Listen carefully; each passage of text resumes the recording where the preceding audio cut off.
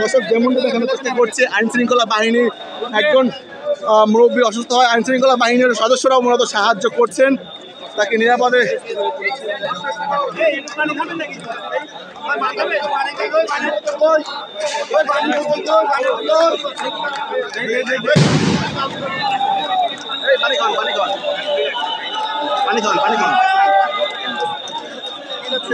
जंगल के दौड़ में क्या तो जाते किसके कहीं के रक्त में रखो अभी तो दौड़ माते आंदोलन ना आंदोलन कहीं ना आंदोलन क्या हो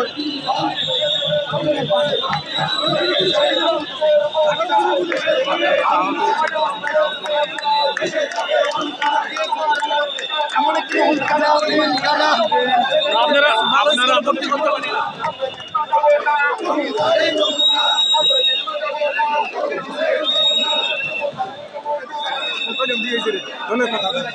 তারাও কিন্তু এখানে সব অবস্থান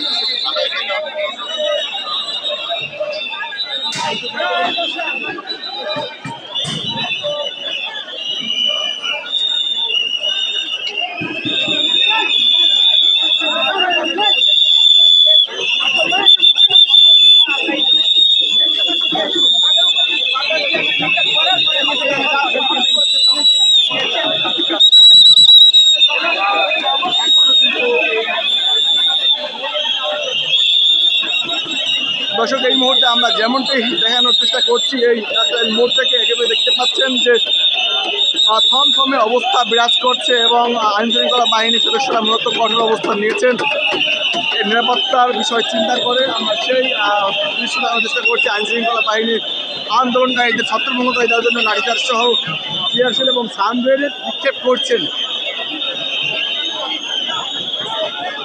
জানেন গত 22 তারিখ থেকে 22 জুন থেকে আমরা প্রথমে শহীদ মিনারে এবং পরবর্তীতে 23 তারিখ থেকে আমরা শাহবাগে অবস্থান কর্মসূচি পালন করতেছিলাম এবং আমরা সরকারকে সুযোগ দিয়েছিলাম যে আমাদের সাথে এর মধ্যে সরকারের সাথে এমনকি পানি মাঠে আপনারা দেখছেন ওখান থেকে আমাদের সচেতন নিরপরাধ বিডিআর সদস্য মোট 12 জনকে তারা আটক করে। একজন সেখানে আমাদের বিডিআর সন্তান রয়েছে নাম তামান্না, আর বাকি 11 জন পুরুষ বিডিআর জওয়ান, আর একজনকে আমাদের হার্টের সমস্যা বলত তাকে আমরা অনুনয় করে সেখান থেকে নিয়ে আসি, কিন্তু সে চিকিৎসাধীন অবস্থায় হাসপাতালে রয়েছে এবং তার একটি ফোন ছিল, ফোনটিও তারা পুলিশ ক্যারি করছে। এটা আমরা যে করে আমাদের মাধ্যমে আমরা পুলিশটা ফোনটা হাতে পেয়েছি। আর 12 জন সদস্যকে এখন আমরা তারা থানায় নিয়ে আসে না, তারা কোর্টে চালান করেছে। সেখান থেকে আমি এইমাত্র আসলাম, যে আসলে তাদেরকে সিএম করে চালান করছে। এখন 12 জন বিডিআর সদস্যই ওখানে আছেন, আর তারা আমাদের সাথে যোগাযোগ করতে পারতেছে না, অর্থাৎ তাদের সাথে আমরা যোগাযোগ করতে পারতেছি না।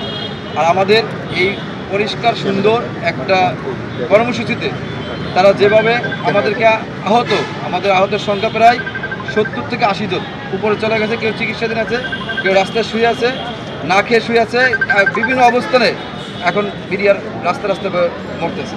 আচ্ছা, একটু জানতে চাইবো যে আসলে কাকরাইল মোড় ডিএমপি কমিশনারের পক্ষ থেকে এবং ডিএমপির পক্ষ থেকে বলা হয়েছে 144 ধারা দেওয়া আছে, তো সেই 144 ধারা ভঙ্গ করে কেন?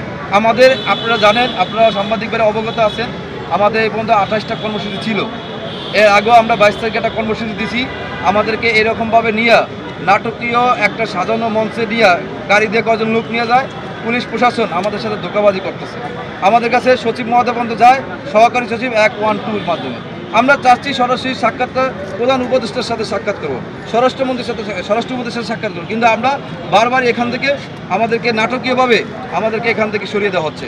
আমরা বারবার যতবার রাজপথে আসি ততই আমাদেরকে বিভ্রান্ত করে, আমাদের বানচাল করে, আমাদের এই আন্দোলনকে কর্মসূচি ব্যাহত করে এবং আমাদের পূর্ণ ন্যায্য দাবিটা আমরা যা চাচ্ছি তার দিকে আমরা লক্ষ্যে আগাতে পারছি না। আমাদের বারবার পথভ্রষ্ট করা হচ্ছে এবং আমাদেরকে বারবারই অ্যাটাক, আক্রমণ, নির্যাতন, টিয়ার সেল থেকে শুরু করে আমাদের বিদ্যুৎ আঙ্কেলরা না খেয়ে রাস্তায় আছে, তাদের যে অবস্থা তারা করছে, হাল অবস্থা, এটা আসলে একটা মানার মতো না। তারা যা আমাদের কাছে আমরা এটা মনে আশা করি। ভাই, পরবর্তী আপনাদের কি পদক্ষেপ থাকবে? পরবর্তী কর্মসূচি আমাদের এখন পর্যন্ত চলমান আছে। আমাদের বিডিআর আঙ্কেল আহত আছে, চিকিৎসাধীন আছে এবং আমাদের যে কল্যাণ পরিষদের মাধ্যমে আমাদের এই সংগঠনের মাধ্যমে যে আমরা এই কর্মসূচি ঘোষণা করে, তারা এখন আমাদের চিকিৎসাধীন অবস্থা তাদেরকে দেখতে গেছেন। তারা আসলে আমরা নিরীহভাবে সব মিলে একত্রিতভাবে তাদের সাথে বৈঠক করব, তারপর যেটা হয় মিটিংয়ের সিদ্ধান্ত সেভাবে আমরা অগ্রসর হব ইনশাল্লাহ। এবং আমরা অবস্থান কি কঠিন হবে কিনা? আমাদের অবস্থান কঠিন থেকে কঠিন হতে পারে, সেটা আলোচনার পরিপ্রেক্ষিতে বোঝা যাবে। এখন তারা আসবে, আসার পরে আমাদের যে আঙ্কেলরা আছেন, বিডিআর সন্তান আছেন, পরিষদের যত লোক আছেন সবাই বসবেন, বসে যদি কঠোরতম আন্দোলন হয়, আন্দোলনের ঘোষণা দিতে হলে তারা আমরা সেই পথেই হাঁটব। আপনার নাম পরিচয়? আমার নাম মোহাম্মদ সাইফুল ইসলাম, আমি বিডিআর সন্তান 32/32 নম্বর সাইদুর রহমান।